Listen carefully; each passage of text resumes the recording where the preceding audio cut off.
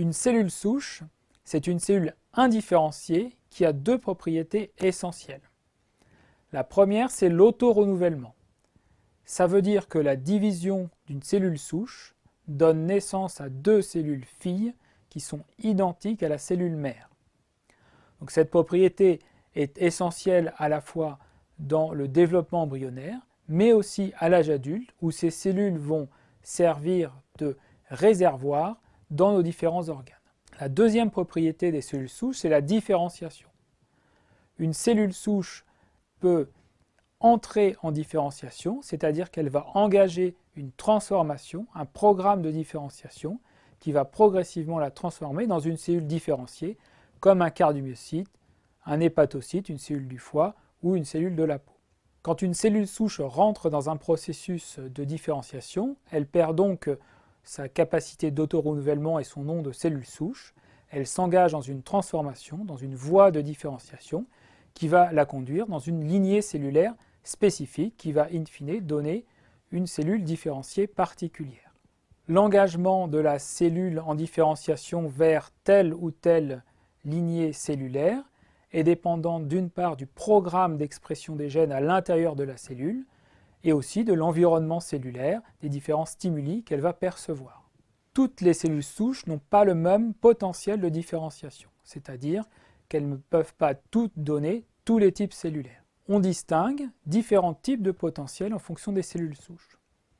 La cellule souche totipotente, c'est une cellule qui peut, par différenciation, donner tous les types cellulaires de l'organisme, y compris les types cellulaires liés aux annexes embryonnaires, c'est-à-dire qu'en pratique, l'utilisation d'une cellule souche totipotente et son implantation dans un utérus pourrait, en théorie, donner lieu à la création d'un nouvel organisme.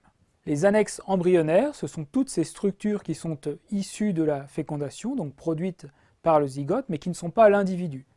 On peut citer par exemple le placenta, le cordon ombilical ou la poche amniotique.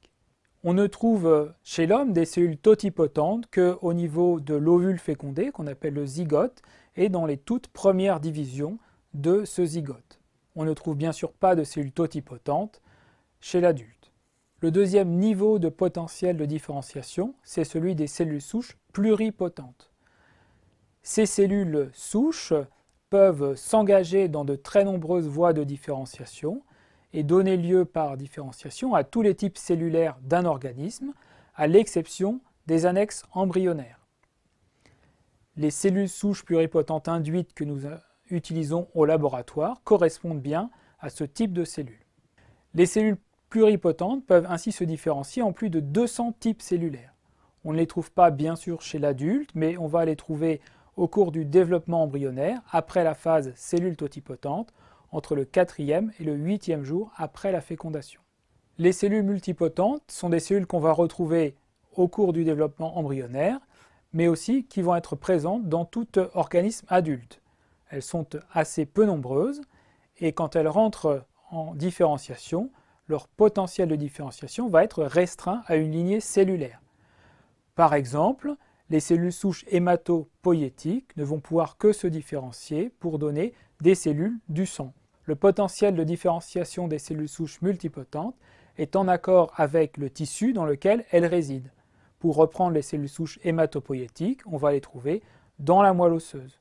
Les cellules souches unipotentes sont des cellules souches dont le potentiel de différenciation est tout à fait restreint. Leur potentiel de différenciation est limité à un seul type cellulaire. Par exemple, les kératinocytes souches ne vont pouvoir se différencier que dans des cellules de la peau. Ce sont néanmoins bien des cellules souches puisqu'elles peuvent s'auto-renouveler et qu'elles ont un potentiel de différenciation. Globalement, on peut ainsi considérer deux grands types de cellules souches. Les cellules souches qu'on va trouver chez l'embryon, qui vont être des cellules principalement totipotentes et pluripotentes, et les cellules souches que l'on va trouver chez l'adulte, qui vont être des cellules multipotentes et unipotentes.